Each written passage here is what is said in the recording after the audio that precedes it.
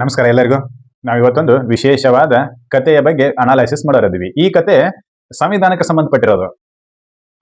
ಸಂವಿಧಾನಕ್ಕೆ ಸಂಬಂಧಪಟ್ಟಿರೋದೇ ಹೊರತು ಬೇರೆ ಯಾವುದಕ್ಕೂ ಸಂಬಂಧಪಟ್ಟಿಲ್ಲ. ನಾವಿವತ್ತು ಚರ್ಚೆ ಮಾಡ್ತಕ್ಕಂಥ ವಿಷಯ ಕಲಂ 71, ಸಂವಿಧಾನದ ಆರ್ಟಿಕಲ್ 71 ಬಗ್ಗೆ ನಾವಿವತ್ತು ಚರ್ಚೆ ಮಾಡೋರಿದ್ದೀವಿ. ಈ 71ಕ್ಕೆ ಸಂಬಂಧಪಟ್ಟಿರ್ತಕ್ಕಂಥ ಒಂದು ಕತೆ. ನಿಮ್ಮ ಹತ್ರ ಅಧಿಕಾರ ಇದ್ರೆ ಅಧಿಕಾರ ಇದ್ರೆ ಸಂವಿಧಾನವನ್ನು ನೀವು ಹೇಗೆ ಮ್ಯಾನ್ಯುಪ್ಯುಲೇಟ್ ಮಾಡಬಹುದು, ನಿಮಗೆ ತಕ್ಕಂತೆ ನಿಮಗೆ ಹೆಂಗ್ ಬೇಕೋ ಹಂಗ ತಿದ್ದುಪಡಿ ಮಾಡಬಹುದು ಅನ್ನೋದಕ್ಕೆ ಒಂದು ಉದಾಹರಣೆ ಸಮೇತ ನಿಮಗೆ ಹೇಳ್ತೀವಿ. ಈ ಉದಾಹರಣೆಗಳು ಕಥೆಯಲ್ಲಿ ನೀತಾಗಿರ್ತವೆ. ಇದು ಕಟ್ಟು ಕಥೆ ಎಲ್ಲ ಏನಿಲ್ಲ. ಇದ್ರ ಬಗ್ಗೆ ಜಜ್ಮೆಂಟ್ಗಳು ಆದವು, ತಿದ್ದುಪಡಿಗಳಾದವು. ಸಂವಿಧಾನದ ತಿದ್ದುಪಡಿ ಕಾನ್ಸ್ಟಿಟ್ಯೂಷನಲ್ ಅಮೆಂಡ್ಮೆಂಟ್ ಆಕ್ಟ್ 39 ಜಾರಿಗೆ ಬಂತು. ಮತ್ತೆ ಇದನ್ನು ಸರಿಪಡಿಸೋದಕ್ಕೆ ಕಾನ್ಸ್ಟಿಟ್ಯೂಷನಲ್ ಅಮೆಂಡ್ಮೆಂಟ್ ಆಕ್ಟ್ 44 ಜಾರಿಗೆ ಬಂತು. when you have a power how to manipulate the constitution we are look into this article. ನಾವೇನ್ ಮಾಡ್ತೀವಿ ಅಂತಂದ್ರೆ, ನಮ್ಮ ಹತ್ರ ಅಧಿಕಾರ ಇದ್ದಾಗ ಯಾವ ರೀತಿ ನಾವು ವಿಷಯಗಳನ್ನ ತಿದ್ದುಪಡಿ ಮಾಡಬಹುದು ಅನ್ನೋದರ ಒಂದು ಸ್ಪಷ್ಟ ಚಿತ್ರಣ ನಮಗೆ ಇಲ್ಲಿ ಸಿಗ್ತೈತಿ. ಅದೇನು ಅಂತಂದ್ರೆ 1971ರೊಳಗೆ ಎಲೆಕ್ಷನ್ ನಡೀತೈತಿ. ಸಾರ್ವತ್ರಿಕ ಚುನಾವಣೆ ಅಂತ ಕರಿತೀವಿ ನಾವು, ಹೌದಾ? ಸಾರ್ವತ್ರಿಕ ಚುನಾವಣೆ ನಡೀತೈತಿ. ಬರೇಲಿ ಕ್ಷೇತ್ರದಿಂದ ಶ್ರೀಮತಿ ಇಂದಿರಾ ಗಾಂಧಿ ಅವರು ಕಂಟೆಸ್ಟ್ ಮಾಡ್ತಾರೆ, ಎಲೆಕ್ಷನ್ಗೆ ಸ್ಪರ್ಧೆ ಮಾಡ್ತಾರೆ. ಅದೇ ಕ್ಷೇತ್ರದಿಂದ ಇನ್ನೊಬ್ಬ ವಿಶೇಷ ವ್ಯಕ್ತಿ, ಇತಿಹಾಸದ ಪುಟದಲ್ಲಿ ಅಚ್ಚಳಿಯದೆ ಇರತಕ್ಕಂಥ ಒಬ್ಬ ವ್ಯಕ್ತಿ, ಅವನ ಹೆಸರು ರಾಜನಾರಾಯಣ್. ಇವರು ಕೂಡ ಕಂಟೆಸ್ಟ್ ಮಾಡ್ತಾರೆ. ಯಾರ ವಿರುದ್ಧ? ಇಂದಿರಾ ಗಾಂಧಿ ಅವರ ವಿರುದ್ಧ. ಇಂದಿರಾ ಗಾಂಧಿ ಅವರು ಗೆಲ್ತಾರೆ. ಚುನಾವಣಾ ಆಯೋಗ, election commission declared that Indira Gandhi will elect from that constituency ಅಂತೇಳಿ ಡಿಕ್ಲೇರ್ ಮಾಡ್ತಾರೆ, ಘೋಷಣೆ ಮಾಡ್ತಾರೆ. ಅದರ ವಿರುದ್ಧ ಅಲಹಾಬಾದ್ ಹೈಕೋರ್ಟ್ಗೆ ರಾಜನಾರಾಯಣ್ ಅವರು ಪೆಟಿಷನ್ ಸಬ್ಮಿಟ್ ಮಾಡ್ತಾರೆ. ಸಾಹೇಬ್ರೆ, ಇಲ್ಲಿ ನಡೆದಿರ್ತಕ್ಕಂಥ ಗದ್ದಲ ಬಾಳ ಐತ್ರಿ. ಈ ಎಲೆಕ್ಷನ್ ಅಲ್ಲಿ ಇಂದಿರಾ ಗಾಂಧಿ ಅವರು ಕ್ಲೀನ್ ಹ್ಯಾಂಡ್ಲಿ ಗೆದ್ದಿಲ್ರಿ, ಇವರೆಲ್ಲ ಘೋಟಾಳ ಮಾಡ್ಯಾರ, ಅವ್ಯವಹಾರ ನಡೆದದ, ಚುನಾವಣಾ ಅವ್ಯವಹಾರ ನಡೆದದ ಇಲ್ಲೆಲ್ಲ ಅಂತೇಳಿ ಹೈಕೋರ್ಟ್ಗೆ ಪೆಟಿಷನ್ ಹಾಕ್ತಾರೆ. ಹೈಕೋರ್ಟ್ಗೆ ಪೆಟಿಷನ್ ಹಾಕಿದ ನಂತರ ಹೈಕೋರ್ಟ್ ಡಿಕ್ಲೇರ್ ಮಾಡ್ತೈತೆ 1975ರೊಳಗೆ. ಹೌದು, ರಾಜನಾರಾಯಣ್ ಅವರು ಹೇಳೋದು ಸರಿ.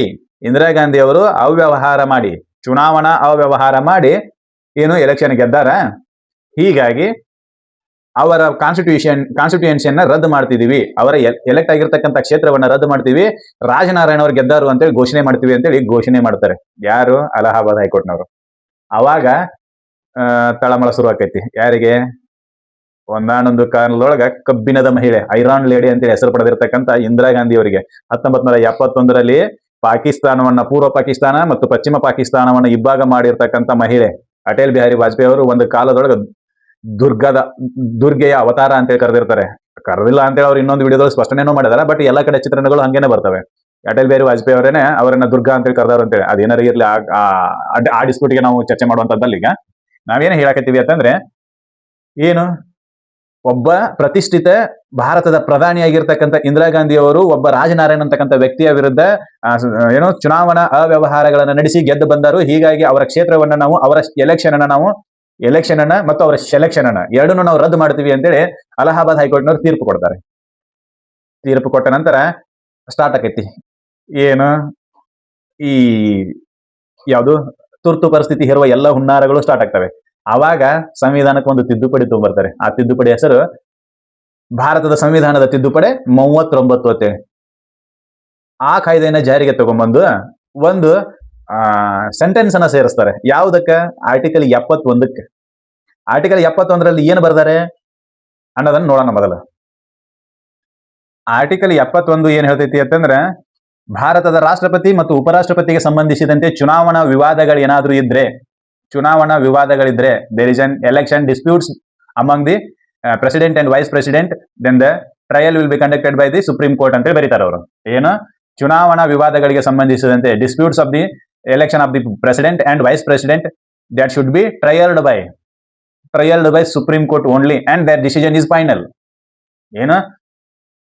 ಪ್ರೆಸಿಡೆಂಟ್ ಮತ್ತು ವೈಸ್ ಪ್ರೆಸಿಡೆಂಟ್ ಇವರಿಬ್ಬರ ಚುನಾವಣೆಗೆ ಸಂಬಂಧಿಸಿದಂತೆ ವಿವಾದಗಳು ಏನಾದರೂ ಇದ್ದರೆ ಅದನ್ನು ಬಗೆಹರಿಸುವ ಕೆಲಸ ಸುಪ್ರೀಂ ಕೋರ್ಟ್ಗೆ ಸಂಬಂಧಿಸಿದ್ದು.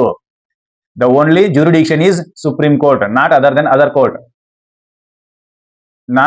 Courts apart from supreme court. Supreme court ಅನ್ನು ಹೊರತುಪಡಿಸಿ ಬೇರೆ ಯಾರಿಗೂ ಅಧಿಕಾರ ಇಲ್ಲ ಅಂತ ಬರೆದಿದ್ರು ಆರ್ಟಿಕಲ್ 71ರೊಳಗೆ. ಸಂವಿಧಾನಕ್ಕೆ ತಿದ್ದುಪಡಿ ತಗೊಂಡ್ಬರ್ತಾರೆ ಇಂದಿರಾ ಗಾಂಧಿ ಅವರು. ಏನು ತಮಗ ಆ ಕ್ಷೇತ್ರವನ್ನ ರದ್ದು ಮಾಡಿರ್ತಾರಲ್ಲ ಯಾರು, ಅಲಹಾಬಾದ್ ಹೈಕೋರ್ಟ್ನವರು, ಅವಾಗ ಸಂವಿಧಾನಕ್ಕೆ ತಿದ್ದುಪಡಿ ತಗೊಂಡ್ಬರ್ತಾರೆ. ಯಾವ ತಿದ್ದುಪಡಿ? ಸಂವಿಧಾನದ ತಿದ್ದುಪಡಿ 39 ತಗೊಂಡ್ಬರ್ತಾರೆ.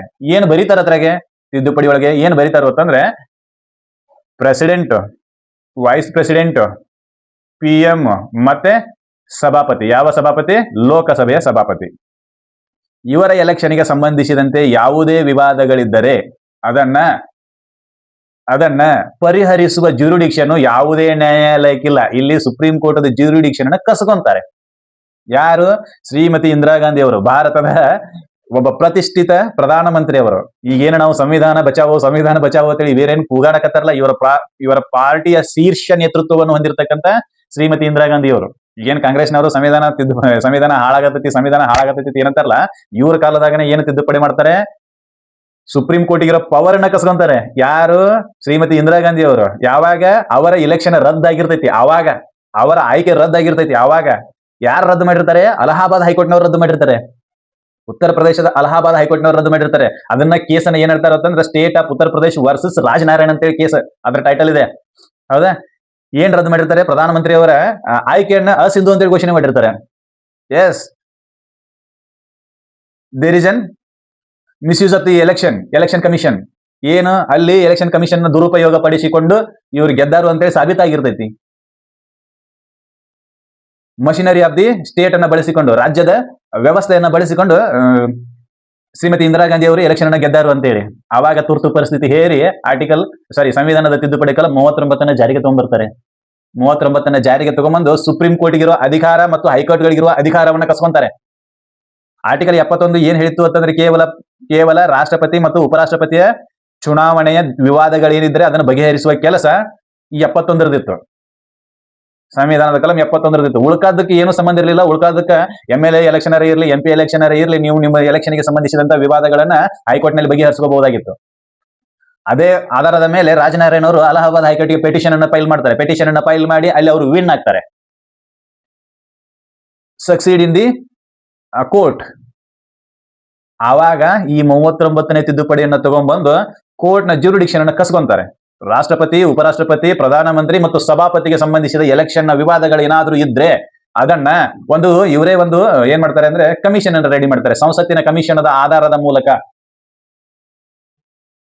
ಪಾರ್ಲಿಮೆಂಟ್ ಕಮಿಷನ್ ಆಧಾರದ ಮೂಲಕ ಎನ್ಕ್ವೈರಿ ಮಾಡಿ ನಾವೇ ಬಗೆಹರಿಸಿಕೊಳ್ತೀವಿ ಹೊರತು ಯಾವುದೇ ನ್ಯಾಯಾಲಯಗಳಿಗೆ ಆ ಅಧಿಕಾರವೇ ಇಲ್ಲ ಅಂತ ಹೇಳ್ತಾರೆ. ವಿತ್ ಎಫೆಕ್ಟ್ ಫ್ರಾಮ್ ಅಂತ ಬರೀತಾರೆ. ಯಾವಾಗ ಇದು ಜಜ್ಮೆಂಟ್ ಬರ್ತೈತೆ ಅದರ ಹಿಂದಿನಿಂದನೂ ಇದು ಎಫೆಕ್ಟ್ ಆಗ್ತೈತಿ. ಅಂದ್ರೆ the Allahabad high court judgment will be nullified by this constitutional amendment act. ಈ ಸಂವಿಧಾನದ ತಿದ್ದುಪಡಿ ಕಾಯ್ದೆ 39 ಏನ್ ಮಾಡ್ತೈತಿ ಅಂತಂದ್ರೆ, ಅಲಹಾಬಾದ್ ಹೈಕೋರ್ಟ್ ನ ಎಲ್ಲಾ ತೀರ್ಪುಗಳನ್ನ ಒಂದ ಪೆಟ್ಟಿಗೆನೆ ಜೀರೋ ಮಾಡಿಬಿಡ್ತೈತಿ. ಇದರಿಂದ ಏನ್ ಗೊತ್ತಾಕೈತಿ ಅಂತಂದ್ರೆ, ನಿಮ್ಮ ಕೈ ಒಳಗೆ ಅಧಿಕಾರ ಇತ್ತು ಅಂತಂದ್ರೆ ಈ ಸಂವಿಧಾನ ಯಾವ ಶಾಶ್ವತ ಅಲ್ಲ ಅನ್ನೋದು ಗೊತ್ತಾಕೈತಿ. ಪ್ರಧಾನಮಂತ್ರಿ ಇಂದಿರಾ ಗಾಂಧಿ ಅವರು ಮಾಡಿರೋದೇ ಇದನ್ನ. ಹೌದಲ್ಲ? ಇಲ್ಲಿರೋದು ಸುಪ್ರೀಂ ಕೋರ್ಟ್ನ ಅಧಿಕಾರ, ನ್ಯಾಯ ಕೊಡೋದು ಸುಪ್ರೀಂ ಕೋರ್ಟ್ನ ಅಧಿಕಾರ, ಅದನ್ನ ಕಸ್ಕೊಂಡ್ಬಿಡ್ತಾರೆ. ಯಾರು? ಇಂದಿರಾ ಗಾಂಧಿ ಅವರು. ಅದಾದ ನಂತರ ಮತ್ತೆ ಮೊರಾರ್ಜಿ ದೇಸಾಯಿ ಅವರ ಗೌರ್ಮೆಂಟ್ ಬರ್ತೈತಿ. 44ನೇ ತಿದ್ದುಪಡಿ ತಗೊಂಡ್ಬರ್ತಾರೆ. ಸಂವಿಧಾನಕ್ಕೆ ತಿದ್ದುಪಡಿ ತಗೊಂಡ್ಬಂದು ರೀಸ್ಟೋರ್ ಮಾಡ್ತಾರೆ. ಮೊದಲಿದ್ದ ಮೂಲ ಸ್ಥಿತಿಯನ್ನು ಮತ್ತೆ ಜಾರಿಗೆ ಮಾಡ್ತಾರೆ. ಏನು? ಎಲೆಕ್ಷನ್ ನ ವಿವಾದಗಳಿಗೆ ಸಂಬಂಧಿಸಿದಂತೆ ರಾಷ್ಟ್ರಪತಿ ಮತ್ತು ಉಪರಾಷ್ಟ್ರಪತಿಗೆ ಎಲೆಕ್ಷನ್ಗಳ ವಿವಾದಕ್ಕೆ ಸಂಬಂಧಿಸಿದಂತೆ ಅದನ್ನ ಬಗೆಹರಿಸುವ ಅಧಿಕಾರ ಯಾರಿಗೈತಿ? ಸುಪ್ರೀಂ ಕೋರ್ಟ್ಗೆ ಐತಿ. ಉಳ್ಕಾದದ್ದನ್ನ ಹೈಕೋರ್ಟ್ಗಳು ಬಗೆಹರಿಸಬೇಕು. ಯಾವುದು? MLA MP ಗಳ ಎಲೆಕ್ಷನ್ಗೆ ಸಂಬಂಧಿಸಿದಂತೆ ಯಾವುದೇ ರೀತಿಯಾಗಿರ್ತಕ್ಕಂಥ ಪಾರ್ಲಿಮೆಂಟ್ ಕಮಿಷನ್ ಇಲ್ಲ, ಏನೂ ಇಲ್ಲ. ಬಟ್ ಏನೇನು ಸಂಬಂಧ ಇಲ್ಲ. ಅಂದ್ರೆ ಇಂದಿರಾ ಗಾಂಧಿ ಅವರು ಏನು ತಿದ್ದುಪಡಿಯನ್ನ ತಗೊಂಡ್ಬಂದಿದ್ರಲ್ಲ, ಆ ತಿದ್ದುಪಡಿಯನ್ನ ಸಂವಿಧಾನದ ತಿದ್ದುಪಡಿ 44 ನಲ್ಲಿಫೈ ಮಾಡಿಬಿಡ್ತು. ಅಂದ್ರೆ ಇಲ್ಲಿ ಅಧಿಕಾರ ಇದ್ದಾಗ ನೀನು ಸರಿಯಾಗಿರ್ತಕ್ಕಂಥ ಕೆಲಸವನ್ನು ಮಾಡಬಹುದು. ನಿನ್ನ ಹತ್ರ ಅಧಿಕಾರ ಇದ್ದಾಗ ಅದನ್ನು ದುರುಪಯೋಗ ಪಡಿಸ್ಕೊಂಡು ಕೆಟ್ಟದಾದ ಕೆಲಸವನ್ನು ಮಾಡಬಹುದು. ಎರಡೂ ನಡೀತಿದ್ದೀನಿ. ಇಂದಿರಾ ಗಾಂಧಿ ಅವರು ಏನ್ ಮಾಡಿದ್ರು? 39ನೇ ಸಂವಿಧಾನದ ತಿದ್ದುಪಡಿ ತರುವ ಮೂಲಕ ಸಂವಿಧಾನಕ್ಕೆ ಎಂದೂ ತರಲಾಗಿರ್ತಕ್ಕಂಥ ತಿದ್ದುಪಡಿಯ ಮೂಲಕ ತಮಗೆ ತಾವು ಸೇಫ್ ಗಾರ್ಡ್ ಮಾಡ್ಕೊಂಡ್ರು. ಇನ್ನು ನಮ್ಮನ್ನ ಅಷ್ಟ ನಾವು ಸೇಫ್ ಗಾರ್ಡ್ ಮಾಡ್ಕೊಂಡ್ರೆ ಬೈತಾರ ಜನ ಅಂತೇಳಿ ಏನ್ ಮಾಡಿದ್ರು ಅಂತಂದ್ರೆ, ಅದಕ್ಕೆ ರಾಷ್ಟ್ರಪತಿ, ಉಪರಾಷ್ಟ್ರಪತಿ ಮತ್ತು ಸಭಾಪತಿನೂ ಸೇರಿಸ್ಕೊಂಡ್ರು ಅದಕ್ಕೆ, ಆ ತಿದ್ದುಪಡಿಗೆ. How to play with constitution that should be learn from the Shrimati Indira Gandhi. ಸಂವಿಧಾನದ ಜೊತೆಗೆ ಹೆಂಗ್ ಆಟ ಆಡಬಹುದು ಅನ್ನೋದನ್ನ ಇಂದಿರಾ ಗಾಂಧಿ ಅವ್ರ ಮೂಲಕ ಕಲಿಬಹುದು. ದಟ್ ಈಸ್ ಇಲ್ಲ, ಆ ಮಹಿಳೆನ ಹಂಗೆ ಇದ್ರು. ಆಕಿಗೆ ಸುಮ್ಸುಮ್ನೆ, ಆ ತಾಯಿಗೆ ಸುಮ್ಸುಮ್ನೆ ಉಕ್ಕಿನ ಮಹಿಳೆ ಅಂತ ಕರೆಯೋದಿಲ್ಲ. ಯಾರು ನಿಲ್ಲು ತಾಕತ್ಸಕರ ಇರ್ತಿರ್ಲಿಲ್ಲ ಆಕಿ ಅವ್ರ ಕ್ಯಾಬಿನೆಟ್ ಒಳಗೆ. ಅಮಾರಿ ಈ ಕಡೆ ಕೈ ನೋಡ್ರೆ ಇಲ್ಲೇ ಯಾರೋ ಒಬ್ರು ಪ್ರಧಾನಮಂತ್ರಿ ಆಗೋರ್ದಾರೆ, ಅಥವಾ ಸಾರಿ ಇಲ್ಲೇ ಯಾರೋ ಒಬ್ರು ಮುಖ್ಯಮಂತ್ರಿ ಆಗೋರ್ದಾರೆ. ಈ ಕಡೆ ನೋಡ್ರಿ ಈ ಸೈಡ್ ಯಾರೋ ಮುಖ್ಯಮಂತ್ರಿ ಆಗೋರ್ದಾರೆ. ಪಿಸುಕ ಪಿಸುಕ ನಾ ಏನೇನು ಪಾಸ್ ಏನು ಇಲ್ಲ. ಅಷ್ಟು ದ ಗ್ರೇಟೆಸ್ಟ್ ಪರ್ಸನಾಲಿಟಿ ಅದು ಇರ್ಲಿ. ಆದ್ರೂ ಅವ್ರ ತಪ್ಪುಗಳು ಒಂದು ಕಾಮನ್ ಥಿಂಗ್ ಇರುತ್ತೆ. ಸಣ್ಣವರ ದೊಡ್ಡ ತಪ್ಪುಗಳು ಕೂಡ ಮನ್ನಿಸಬಹುದು. ಸಣ್ಣವರ ದೊಡ್ಡ ತಪ್ಪುಗಳು, ದೊಡ್ಡವರ ಸಣ್ಣ ತಪ್ಪುಗಳು ಕೂಡ ಕ್ರಿಟಿಸಿಸಮ್ಗೆ ಒಳಪಡ್ತವೆ. ಈಗ ಒಬ್ಬ ಗ್ರಾಮ ಪಂಚಾಯತಿ ಸದಸ್ಯ ಏನಾದ್ರು ತಪ್ಪು ಮಾಡಿದ್ರೆ ಹೋಗ್ಲಿ ಬಿಡ್ಲಿ ತಿಳಿದಿಲ್ಲ ಅಂತಾರೆ. ಆದ್ರೆ ಪ್ರಧಾನಮಂತ್ರಿ ನರೇಂದ್ರ ಮೋದಿ ಅವರು ಏನಾದ್ರು ತಪ್ಪು ಮಾಡಿದ್ರೆ ಸಣ್ಣದ ತಪ್ಪಿರ್ಬೋದು. ಅದು ಸಣ್ಣದ ತಪ್ಪಿರ್ಬೋದು. ಏನು ಒಬ್ರ ಕೈಯಿಂದ ಮೈಕ್ ಕಸ್ಕೊಳ್ಳೋದು ಇರ್ಲಿಲ್ಲ ಅಂತಂದ್ರೆ ಜಸ್ಟ್ ಒಂದು ಸ್ಪಿಟ್ಟಿಂಗ್, ಯಾವುದೋ ಒಂದು ಉಗುಳು ಬರುವಂತ ಜಾಗದಾಗ ಏನಾದ್ರು ಉಗುಳು ಇರುವಂತಂದ್ರೆ that is an international level news. ಇಲ್ಲಿ ಉಗುಳು ಬ್ಯಾಟ್ರಿ ಅಂತೇಳಿ ಒಂದು ಜಾಗದಾಗ ಅದ ಕಾಣ್ಲಾರ್ದಂಗ ತಂಬಾಕ ಅದನ್ನ ಮಿಕ್ಸ್ ಮಾಡಿ ಉಳಿರ್ತಾರೆ. That is not in public news. ಅದೇನ್ ಸಂಬಂಧ ಬರೋದಿಲ್ಲ. ಯಾಕಂದ್ರೆ ಸಣ್ಣವರ ದೊಡ್ಡ ತಪ್ಪು ಅದು ದೊಡ್ಡ ತಪ್ಪನೇ, ಬಟ್ ದೊಡ್ಡವರ ಸಣ್ಣ ತಪ್ಪನು ಕೂಡ ಕ್ರಿಟಿಸಿಸಮ್ಗೆ ಒಳಪಡ್ತೈತಿ. ಇಲ್ಲಿ ಇಂದಿರಾ ಗಾಂಧಿ ಅವರು ಮಾಡಿರೋದು ಅದೇ. 1000 ಒಳ್ಳೆಯ ಕೆಲಸವನ್ನು ಮಾಡಿದ್ರು ಕೂಡ ಒಂದು ಕೆಟ್ಟ ಕೆಲಸಕ್ಕೆ ಇಂದಿರಾ ಗಾಂಧಿ ಅವರು ನಾವು ಇಲ್ಲಿವರೆಗೂ ಬೈತೀವಿ. ಅದು ಅನಿವಾರ್ಯ. ಯಾಕಂದ್ರೆ ಪಬ್ಲಿಕ್ ಲೈಫ್ ನಲ್ಲಿ ಇರ್ತಕ್ಕಂಥ ವ್ಯಕ್ತಿಗಳ ಲೈಫ್ನೇ ಹಂಗೆ ಇರ್ತೈತಿ. ಸಾರ್ವಜನಿಕ ಜೀವನದಲ್ಲಿ ಇದ್ದಾಗ ನಿನ್ನ ಪರ್ಸನಲ್ ಲೈಫ್ನು ಕೂಡ ಪ್ರೊಫೆಷನಲ್ ಲೈಫ್ನೇ ಆಗಿರ್ತೈತಿ. ದಟ್ ಇಸ್ ನೀವು ಮರ್ತೆ ಬಿಡೋದು. ನನ್ನ ಪರ್ಸನಲ್ ಲೈಫು ನನ್ನ ಪ್ರೊಫೆಷನಲ್ ಲೈಫು ಯಾವುದೂ ಇಲ್ಲ. You are a public figure, then your personal life and professional life those are same. ಎರಡು ಒಂದೇ ಅವು. ನಮ್ದು ಅದು ಬೇರೆ ಏನಕ್ಕೆ ಬರೋದಿಲ್ಲ.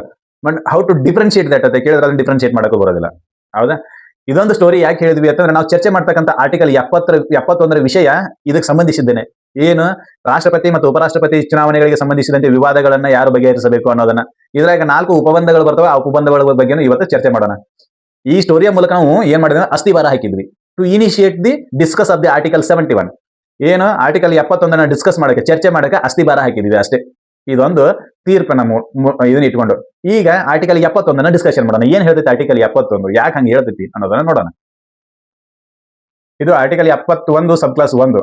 All doubts and disputes are in connection with the election of the president or vice president shall be inquired into and decided by the supreme court whose decision shall be final. ಏನು? ರಾಷ್ಟ್ರಪತಿ ಮತ್ತು ಉಪರಾಷ್ಟ್ರಪತಿಗೆ ಸಂಬಂಧಿಸಿದಂತೆ ಎಲೆಕ್ಷನ್ಗಳ doubts, ಶಂಕೆಗಳು ಮತ್ತು ವಿವಾದಗಳು, disputes with connection with what? Connection with election. ಚುನಾವಣೆಗೆ ಸಂಬಂಧಿಸಿದಂತೆ ರಾಷ್ಟ್ರಪತಿ ಮತ್ತು ಉಪರಾಷ್ಟ್ರಪತಿಗಳ ವಿವಾದಗಳು, ಅವುಗಳನ್ನ ಡಿಸೈಡ್ ಮಾಡೋರು ಯಾರು? ಬಗೆಹರಿಸೋರು ಯಾರಪ್ಪ ಅಂತಂದ್ರ ದ ಓನ್ಲಿ ಸುಪ್ರೀಂ ಕೋರ್ಟ್. ಅಂದ್ರೆ ಸುಪ್ರೀಂ ಕೋರ್ಟ್ ನ ಜ್ಯೂರಿಡಿಕ್ಷನ್ ಏನಪ್ಪಾ ಅಂತಂದ್ರೆ ರಾಷ್ಟ್ರಪತಿಯ ಮತ್ತು ಉಪರಾಷ್ಟ್ರಪತಿಯ ವಿವಾದಗಳು ಏನಾದ್ರೂ ಇದ್ರೆ ನಾನು ಕರ್ನಾಟಕ ಹೈಕೋರ್ಟಿಗೆ ಹೋಗ್ತೀನಿ, ಮಹಾರಾಷ್ಟ್ರ ಹೈಕೋರ್ಟಿಗೆ ಹೋಗ್ತೀನಿ, ಜಾರ್ಖಂಡ್ ಹೈಕೋರ್ಟಿಗೆ ಹೋಗ್ತೀನಿ. ಇಲ್ಲ, ರಾಷ್ಟ್ರಪತಿ ಮತ್ತು ಉಪರಾಷ್ಟ್ರಪತಿ ವಿವಾದಗಳು ಏನೇ ಇದ್ರು ಅವುಗಳನ್ನ ಬಗೆಹರಿಸುವ ಕೋರ್ಟ್ ಯಾವ್ದಪ್ಪ ಅಂತಂದ್ರೆ ಸುಪ್ರೀಂ ಕೋರ್ಟ್. ಸರ್ವೋಚ್ಚ ನ್ಯಾಯಾಲಯಕ್ಕೆ ಮಾತ್ರ ಆ ಅಧಿಕಾರದ ವ್ಯಾಪ್ತಿ ಇದೆ. There is an jurisdiction of the supreme court to decide the dispute of the president and vice president. ಇದನ್ನ ಬಿಟ್ರೆ ಸರ್ ಪ್ರಧಾನಮಂತ್ರಿ ಇದು ಎಂ ಎಲ್ ಎಗಳದು ಡೈರೆಕ್ಟ್ ಆಗಿ ಹೋಗ್ಬೋದನ್ರಿ ಅಂತ ಕೇಳಿದ್ರೆ ಇಲ್ಲ, ಅವರು ಹೈಕೋರ್ಟಿಗೆ ಹೋಗಿ ಅಲ್ಲಿ ತೀರ್ಪಿನ ಆಧಾರದ ಮೇಲೆ ಅಪೀಲ್ ಬರಬೇಕೆ ಹೊರತಾಗಿ ಡೈರೆಕ್ಟ್ ಆಗಿ ನಮ್ಮ ಕ್ಷೇತ್ರಗಳಿಗಿಂತ ಅವ್ಯವಹಾರ ನಡೆದೈತ್ರಿ ಅದಕ್ಕೆ ನೀವು ಇದನ್ನು ಪರಿಹಾರ ಮಾಡ್ರಿ ಅಂತ ಡೈರೆಕ್ಟ್ ಆಗಿ ಸುಪ್ರೀಂ ಕೋರ್ಟಿಗೆ ಹೋಗಕ್ಕೆ ಬರಂಗಿಲ್ಲ. ಇಲ್ಲಿ 2 ವಿಷಯ ಕನ್ಫರ್ಮ್ ಆಗ್ತವೆ. 2 ವಿಷಯದ ಬಗ್ಗೆ ಸ್ಪಷ್ಟನೆ ಕೊಡ್ತೈತಿ ಆರ್ಟಿಕಲ್ 71 ಸಬ್ ಕ್ಲಾಸ್ 1. ಏನ್ ಹೇಳ್ತೈತಿ? ಉಪರಾಷ್ಟ್ರಪತಿ ಮತ್ತು ರಾಷ್ಟ್ರಪತಿಯ ವಿವಾದಗಳಿಗೆ, ಚುನಾವಣಾ ವಿವಾದಗಳಿಗೆ ಸಂಬಂಧಿಸಿದಂತೆ ಮೂಲ ಅಧಿಕಾರ ಇರೋದು ಸುಪ್ರೀಂ ಕೋರ್ಟ್ಗೆ ಮಾತ್ರ. The supreme court only decide the cases are disputes of the election of the president and vice president. ಇದು ಫಸ್ಟ್ನೇದು. ಇನ್ನು ಎರಡನೇದು, the MLA and MP election disputes cannot be here in supreme court first instance. ಮೂಲ ವ್ಯಾಪ್ತಿಗೆ ಸಂಬಂಧಿಸಿದಂತೆ ಪ್ರಧಾನಮಂತ್ರಿ ಅಥವಾ ಯಾರೇ ಇರಲಿ MLA MP ಗಳ ಎಲೆಕ್ಷನ್ಗೆ ಸಂಬಂಧಿಸಿದಂತೆ ವ್ಯಾಪ್ತಿ ಇರೋದು ಆಯಾ ಹೈಕೋರ್ಟ್ಗಳಿಗೆ ಹೊರತಾಗಿ ಡೈರೆಕ್ಟ್ ಆಗಿ ಸುಪ್ರೀಂ ಕೋರ್ಟಿಗಲ್ಲ. ಸರ್ ನಮ್ಮ ಮತಕ್ಷೇತ್ರದೊಳಗೆ ನಾನು MLA ಎಲೆಕ್ಷನ್ಗೆ ನಿಂತೇನ್ರಿ, ನನ್ನ ವಿರುದ್ಧದ ಇದ್ದವರು ಅವ್ಯವಹಾರ ಮಾಡಿ ಗೆದ್ದಾರ್ರಿ ಸರ್, ಅದಕ್ಕೆ ನನ್ನ ಪೆಟಿಷನ್ ಅನ್ನ ಹಿಯರ್ ಮಾಡ್ರಿ, ನಮ್ಮ ಅರ್ಜಿಯನ್ನ ಸ್ವೀಕಾರ ಮಾಡ್ರಿ ಅಂತ ಡೈರೆಕ್ಟ್ ಆಗಿ ಸುಪ್ರೀಂ ಕೋರ್ಟಿಗೆ ಹೋದ್ರೆ ಹೋಗಿತಾರ. ಅಣ್ಣ ನಿಂದ ಅಲ್ಲಿ ಐತಿ ಹೋಗತ್ತೆ. ಇಲ್ಲಿಲ್ಲಪ್ಪ ನಿನ್ ಜುರಿಡಿಕ್ಷನ್ ಅಲ್ಲಿ ಹಿಂದೈತಿ, ಹೋಗಿ ಮೊದಲು ಅಲ್ಲೊಂದು ಟ್ರೈನ್ ಐತಿ, ಆ ಟ್ರೈನ್ ಹೋಗಿ ಬರೋಗ ಅಲ್ಲಿಗೆ. ಆ ನಂತರ ಆ ಟ್ರೈನ್ ನಲ್ಲಿ ಹತ್ತಿ ಅಲ್ಲಿದ ಬಂದ್ ಡೈರೆಕ್ಟ್ ಆಗಿ ಪ್ಲೇನ್ ಮೂಲಕ ಇಲ್ಲಿ ಬರಂಗಿಲ್ಲ, ಟ್ರೈನ್ ಮೂಲಕ ಬರ್ಬೇಕು, ಪ್ರತಿಯೊಂದು ಸ್ಟೇಷನ್ ಅನ್ನ ದಾಟಬೇಕು ತಮ್ಮ, ಹಂಗ ನೀ ಬರಾಕ್ ಬರೋದಿಲ್ಲ ಅಂತ ಹೇಳ್ತಾರ ಅವ್ರು. there is no jurisdiction of the there is no direct jurisdiction of the Supreme Court with regards to MLA and MP election, but the original jurisdiction regards with president and vice president with the Supreme Court. Supreme ಕೋರ್ಟ್ಗೆ ರಾಷ್ಟ್ರಪತಿ ಮತ್ತು ಉಪರಾಷ್ಟ್ರಪತಿಯ ಚುನಾವಣೆಯ ವಿವಾದಗಳನ್ನು ಬಗೆಹರಿಸುವ ಮೂಲ ಅಧಿಕಾರ ಇದೆ. ಆದರೆ MLA ಮತ್ತು MPಗಳ ಚುನಾವಣಾ ವಿವಾದಗಳನ್ನು ಬಗೆಹರಿಸುವ ಮೂಲ ವ್ಯಾಪ್ತಿ ಇಲ್ಲ. ಆದರೆ ಮೇಲ್ಮನವಿಯ ವ್ಯಾಪ್ತಿ ಇದೆ. ಕರ್ನಾಟಕ ಹೈಕೋರ್ಟ್ನವರು ನನ್ನ ವಿರುದ್ಧ ತೀರ್ಪು ಕೊಟ್ಟಾಗ ನಾನು ಆ ತೀರ್ಪನ್ನು ಪ್ರಶ್ನಿಸಿ ಸುಪ್ರೀಂ ಕೋರ್ಟ್ ನಲ್ಲಿ ಅಪೀಲ್ ಮಾಡಬಹುದು. ದಿಸ್ ಇನ್ ಅಪೀಲೆಂಟ್ ಜ್ಯೂರಿಡಿಕ್ಷನ್ ಅಂತ ಕರಿತೀವಿ, ಮೇಲ್ಮನವಿ ಅಧಿಕಾರ ವ್ಯಾಪ್ತಿ ಅಂತೇಳಿ. ಆದ್ರೆ ಡೈರೆಕ್ಟ್ ಆಗಿ ಹೋಗಿ ಅನಾರ ನಮ್ದು ಹಿಂಗ ಆಗೈತ್ರಿ ಸಾಹೇಬ್ರೆ, ಮತ್ತೆ ನಮ್ಮಲ್ಲಾರ ಹಿಂಗ ಅವ್ಯವಹಾರ ಮಾಡ್ಯಾರ, ನಮ್ದು ಇದನ್ನ ಜಗಳ ಬಗೆಹರಿಸ್ಕೊಡ್ರಿ ಅಂತೇಳಿ ಸುಪ್ರೀಂ ಕೋರ್ಟ್ಗೆ ಹೋಗಕ್ ಬರಂಗಿಲ್ಲ. ಹಿಂಗ ಜಗಳ ಬಗೆಹರಿಸ್ಕೊಡ್ರಿ ಅಂತ ಡೈರೆಕ್ಟ್ ಆಗಿ ಸುಪ್ರೀಂ ಕೋರ್ಟ್ಗೆ ಯಾರು ಹೋಗ್ಬೋದು ಅಂತಂದ್ರೆ ರಾಷ್ಟ್ರಪತಿಯವರು ಹೋಗ್ಬೋದು, ಉಪರಾಷ್ಟ್ರಪತಿಯವರು ಹೋಗ್ಬೋದು. ನಮ್ಮ ಚುನಾವಣೆ ಒಳಗೆ ಇವರೆಲ್ಲ ಹಿಂಗ ರೊಕ್ಕ ಹಂಚ್ಯಾರಿ, ನಮ್ಮ ಚುನಾವಣೆ ಒಳಗೆ ಎಲ್ಲ ಇವ್ರು ಹಿಂಗ ಚೆಕ್ ಅದು ಕೊಟ್ಟಾರಿ, ನಮ್ಮ ಚುನಾವಣೆ ಒಳಗೆ ಕುಕ್ಕರ್ ಕೊಟ್ಟಾರಿ, ನಮ್ಮ ಚುನಾವಣೆ ಒಳಗೆ ಇವ್ರು ಸೀರೆ ಕೊಟ್ಟಾರಿ, ಹಿಂಗೆಲ್ಲ ಕೊಟ್ಟು ಆಮಿಷವಾಡಿ ಗೆದ್ದು ಬಂದಾರಿ ಅಂತೇಳಿ ರಾಷ್ಟ್ರಪತಿ ಮತ್ತು ಉಪರಾಷ್ಟ್ರಪತಿಯವರು ಎಲ್ಲಿ ಹೋಗ್ಬೋದು ಅಂತಂದ್ರೆ ಸುಪ್ರೀಂ ಕೋರ್ಟ್ಗೆ ಹೋಗ್ಬೋದು. ಆದ್ರೆ MLA ಮತ್ತು MPಗಳು ಡೈರೆಕ್ಟ್ ಆಗಿ ಸುಪ್ರೀಂ ಕೋರ್ಟ್ಗೆ ಹೋಗಕ್ ಬರಂಗಿಲ್ಲ. ಹೌದಾ? ಇದು ಒಂದು ಕ್ಲಿಯರ್. ಯಾವುದು? Article 71 sub clause 1. ಮತ್ತೆ ಸುಪ್ರೀಂ ಕೋರ್ಟ್ ಏನು ತೀರ್ಪು ಕೊಡೋದಿಲ್ಲ ಅದ final. That is an final decision. You cannot appeal against the supreme court in any other court. ನಮ್ಮಲ್ಲಿ ಸುಪ್ರೀಂ ಅಂದ್ರೆ ಸುಪ್ರೀಂ ಅಷ್ಟೇ. ನಮ್ಮಲ್ಲಿ ಹೈಯಾರ್ಕಿ ಏನು ಜುಡಿಷಿಯಲ್ ಹೈಯಾರ್ಕಿಯಲ್ಲಿ ಫಸ್ಟಿಗೆ ಬರೋದು ಸುಪ್ರೀಂ ಕೋರ್ಟ್. ನೀನ್ ಏನಾದ್ರೂ ಅಪೀಲ್ ಮಾಡ್ಕೊಂತ JMFC ಇಂದ ಡಿಸ್ಟ್ರಿಕ್ಟ್ ಕೋರ್ಟ್, ಡಿಸ್ಟ್ರಿಕ್ಟ್ ಕೋರ್ಟ್ ಇಂದ ಹೈಕೋರ್ಟ್ ದಿಂದ ಸುಪ್ರೀಂ ಕೋರ್ಟ್ಗೆ, ಇಲ್ಲಿಗೆ ಅಪೀಲ್ ಮುಗಿದು ಹೋಯ್ತು ನಿಂದು. That is an peak of the judicial department. ಅದು ತುದಿ, ಅದ್ರ ಮೇಲೆ ನೀವು ಹೋಗಕ್ಕೆ ಬರೋದಿಲ್ಲ. ಹೌದಾ? ಹಂಗೆ ರಾಷ್ಟ್ರಪತಿ ಮತ್ತು ಉಪರಾಷ್ಟ್ರಪತಿಯವರ ವಿವಾದಗಳಿಗೆ ಸಂಬಂಧಿಸಿದಂತೆ ತೀರ್ಪು ಕೊಟ್ಟಾಗ ಆ ತೀರ್ಪನ್ನು ಪ್ರಶ್ನಿಸಿ ನೀವು ಯಾವುದೇ ಕೋರ್ಟಿಗೆ ಹೋಗಕ್ಕೆ ಬರಂಗಿಲ್ಲ. That decision is final, that judgment is final, that verdict is final. ಆ ತೀರ್ಪು ಅಂತಿಮವಾಗಿರ್ತೈತಿ. You cannot go to appeal against the supreme court any other courts. ಅವ್ರಂತಾರೆ ಮೊದಲು ನಡಗಾಕ ಶುರು ಮಾಡ್ತಾರೆ. ಸುಪ್ರೀಂ ಕೋರ್ಟ್ ವಿರುದ್ಧ ನಾನು ನಿಮ್ಮಲ್ಲಿ ಅಪೀಲ್ ಮಾಡಕತ್ತೇನ್ರಿ ಅಂತಂದ್ರೆ ನಡಗಾಕ ಶುರು ಮಾಡ್ತಾರ ಅವ್ರು. ಮೊದಲು ಹಿಂಗ್ ಉಗಿತಾರೆ, ನಾನು ಕಳಿಸ್ತೀನಿ ನೀನು ಹೋಗಿ ಹೋಗ್ತಾ ಮಾತೇಳಿ. You cannot go to the any other court against the judgment given by the supreme court. ಹೌದಾ? ಅಲ್ಲಿಗೆ ಫೈನಲ್ ಅದು. It attain its finality when it go to the supreme court. When the verdict of the supreme court is comes out, then you cannot go to any other court against that verdict. Because of what? It attains its finality. ಅದು ಫೈನಾಲಿಟಿಯನ್ನು ಮುಟ್ಟಿರ್ತೈತಿ, ಕೊನೆಯ ಹಂತವನ್ನು ಮುಟ್ಟಿರ್ತೈತಿ. ಅದರ ನಂತರ ಯಾವುದೇ ಹಂತಗಳು ಇರೋದಿಲ್ಲ. ಹೌದಾ? ಇದು ಸ್ಪಷ್ಟಪಡಿಸ್ತೈತಿ. ಯಾವುದು? Article 71 sub clause 1. ಇನ್ನು ಆರ್ಟಿಕಲ್ 71 ಸಬ್ ಕ್ಲಾಸ್ 2 ಏನ್ ಹೇಳ್ತೈತಿ ನೋಡೋಣ. ಈಗ ಸುಪ್ರೀಂ ಕೋರ್ಟ್ದವರು ಏನ್ ಮಾಡ್ತಾರ ಅಂತಂದ್ರೆ, ಈಗ ಫಾರ್ ಎಕ್ಸಾಂಪಲ್ ಹೇಳ್ತೀನಿ ನಾನು, ಪ್ರತಿಯೊಂದು ಉದಾಹರಣೆಗಳನ್ನ ಈಗ ಸದ್ಯಕ್ಕೆ ಏನದಾರಲ್ಲ ಅವರನ್ನ ತಗೊಂಡು ಹೇಳಿದಿವಿ ಅಂತಂದ್ರೆ ನಿಮಗೆಲ್ಲರಿಗೂ ಅರ್ಥ ಆಕೈತಿ. ಈಗ for example Draupadi Murmu madam ಅವರು ಇದಾರೆ. ದ್ರೌಪದಿ ಮುರ್ಮು ಮೇಡಮ್ ಅವರು ಏನು ರಾಷ್ಟ್ರಪತಿ ಅದಾರೆ. ಇವ್ರ ವಿರುದ್ಧ ಒಬ್ರು ಯಾರು ಸೋತಾರಲ್ಲ ಅವರು ಅಪೀಲ್ ಹೋಗ್ತಾರೆ. ಎಲ್ಲಿ? ಸುಪ್ರೀಂ ಕೋರ್ಟ್ಗೆ. ಫಾರ್ ಕನ್ಸಿಡರೇಷನ್ ಸಂಬಂಧ ಹೇಳ್ತೀನಿ, ಎಕ್ಸಾಂಪಲ್ ಸಂಬಂಧ ಹೇಳ್ತೀನಿ. ಎಲ್ಲಿ ಹೋಗ್ತಾರೆ? ಸುಪ್ರೀಂ ಕೋರ್ಟ್ಗೆ ಹೋಗ್ತಾರೆ. ಸುಪ್ರೀಂ ಕೋರ್ಟ್ದವ್ರು ಏನ್ ಮಾಡ್ತಾರ ಅಂತಂದ್ರೆ, ದ್ರೌಪದಿ ಮೇಡಮ್ ಅವರ ಅಧಿಕಾರ ಹೆಂಗ್ ಸಿಕ್ಕೈತಿ ಅಂತಂದ್ರೆ ಅವ್ಯವಹಾರಗಳನ್ನು ಮಾಡುವ ಮೂಲಕ ಇವರು ಅಧಿಕಾರಕ್ಕೆ ಬಂದಾರೆ. ಹೀಗಾಗಿ ಇವರು ಎಲೆಕ್ಷನ್ ಅನ್ನು ನಾವು ರದ್ದು ಮಾಡ್ತೀವಿ ಅಂತ ಜಜ್ಮೆಂಟ್ ಕೊಡ್ತಾರೆ ಅಂತ ಹೇಳಿ ಒಂದ್ ವೇಳೆ ತಿಳ್ಕೊಳ್ಳೋಣ. ಜಜ್ಮೆಂಟ್ ಕೊಟ್ರು. ಇವರು ಅಧಿಕಾರ ಮಾಡಕತ್ತಿ 2 ವರ್ಷದ ನಂತರ ಜಜ್ಮೆಂಟ್ ಬರ್ದಿದ್ದ ತಿಳ್ಕೊಳ್ಳೋಣ. ಇವರು 2 ವರ್ಷ ಅಧಿಕಾರನ ಮಾಡ್ಯಾರ. ಅಧಿಕಾರ ಮಾಡಿದ ನಂತರ ಇವರಿಗೆ ತೀರ್ಪು ಬರ್ದೈತಿ. ಏನು? ನಿಮ್ಮ ಆಯ್ಕೆ ನ್ಯಾಯಸಮ್ಮತವಾಗಿಲ್ಲ, ಹೀಗಾಗಿ ನೀವು ರಾಷ್ಟ್ರಪತಿ ಪದವಿಯಲ್ಲಿ ಕೂಡುವಂತಿಲ್ಲ ಅಂತೇಳಿ ಜಜ್ಮೆಂಟ್ ಬರ್ತದೆ ಅಂತ ಅನ್ಕೊಳ್ಳೋಣ. ಯಾವಾಗ? 2 ವರ್ಷದ ನಂತರ ಅವ್ರು ಆಯ್ಕೆಯಾಗಿ ಅಧಿಕಾರ ಮಾಡಕತ್ತಿದ್ದು 2 ವರ್ಷದ ನಂತರ ಜಜ್ಮೆಂಟ್ ಬರ್ತೈತಿ. ಆಮೇಲೆ ಸರ್ ಒಂದು ಕ್ವಶನ್ ರೈಸ್ ಆಗ್ತೈತಿ. ಏನು? ಮತ್ತೆ 2 ವರ್ಷದವರೆಗೂ ಒಬ್ಬ ಸರಿಯಾಗಿ ಚುನಾವಣೆಯ ಮೂಲಕ ಅಥವಾ ನ್ಯಾಯಯುತ ಚುನಾವಣೆಯ ಮೂಲಕ ಆಯ್ಕೆಯಾಗದ ವ್ಯಕ್ತಿ ನಮ್ಮನ್ನು ಆಡಳಿತ ಮಾಡ್ಯಾನೋ, ಮತ್ತೆ ಅವ ಮಾಡಿರ್ತಕ್ಕಂಥ ಎಲ್ಲಾ ಕೆಲಸಗಳು ಕೂಡ ವೇಸ್ಟ್ ಅನ್ರಿ ಸರ್ ಅಂತ ಕೇಳಬಹುದು. ಈಗ ಇವ್ರು 2 ವರ್ಷದ ಅಧಿಕಾರ ಅವಧಿ ಒಳಗ ಏನು ರಿಸರ್ವೇಷನ್ಗೆ ಸಂಬಂಧಿಸಿರ್ತಕ್ಕಂಥ ಒಂದು ಕಾಯ್ದೆ ಮಂಡನೆ ಆಗೈತೆ ಅಂತ ಅನ್ಕೊಳ್ಳೋಣ. ಏನು? SC ST ಅವರಿಗೆ ಮತ್ತೆ 2% ಜಾಸ್ತಿ ರಿಸರ್ವೇಷನ್ ಕೊಟ್ಟಾರೆ. OBC ಅವರಿಗೆ ಮತ್ತೆ 2% ಜಾಸ್ತಿ ರಿಸರ್ವೇಷನ್ ಕೊಟ್ಟಾರೆ.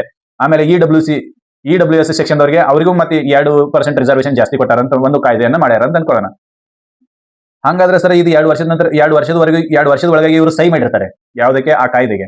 ಆ ಕಾಯ್ದೆನೂ ರದ್ದಾಗಿ ಹೋಗ್ತೇನ್ರಿ ಅಂತ ಕೇಳ್ಬೋದು. ಯಾಕಂತಂದ್ರೆ ಇವರ ಆಯ್ಕೆನೆ, ದ್ರೌಪದಿ ಮೇಡಮ್ ಮುರ್ಮು ಅವರ ಆಯ್ಕೆನೆ ಏನು ನ್ಯಾಯಸಮ್ಮತವಲ್ಲ ಅಂದ್ರೆ ಅವ್ರು ಮಾಡಿರ್ತಕ್ಕಂಥ ಕೆಲಸ ಹೆಂಗ ನ್ಯಾಯಸಮ್ಮತ ಆಗ್ತೈತೆ ಅಂತ ಒಂದು ಕ್ವಶನ್ ರೈಸ್ ಆಗ್ತೈತೆ. ಅವರು ಅಧಿಕಾರ ಹಿಡಿದ ನಂತರ ಅಧಿಕಾರದ ಅವಧಿಯಲ್ಲಿ ಅವ್ರು ಮಾಡಿರ್ತಕ್ಕಂಥ ಎಲ್ಲಾ ಕೆಲಸಗಳು ರದ್ದಾಕ್ಕವನ್ರಿ ಅಂತ. ಕೇಳಿದ್ರೆ ಅದಕ್ಕೆ ಆನ್ಸರ್ ಮಾಡೋದು ಆರ್ಟಿಕಲ್ 71 ಸಬ್ ಕ್ಲಾಸ್ 2 ಏನ್ ಹೇಳ್ತೈತಿ, ಇಲ್ಲ ಯಾವುದೂ ರದ್ದಾಗೋದಿಲ್ಲ.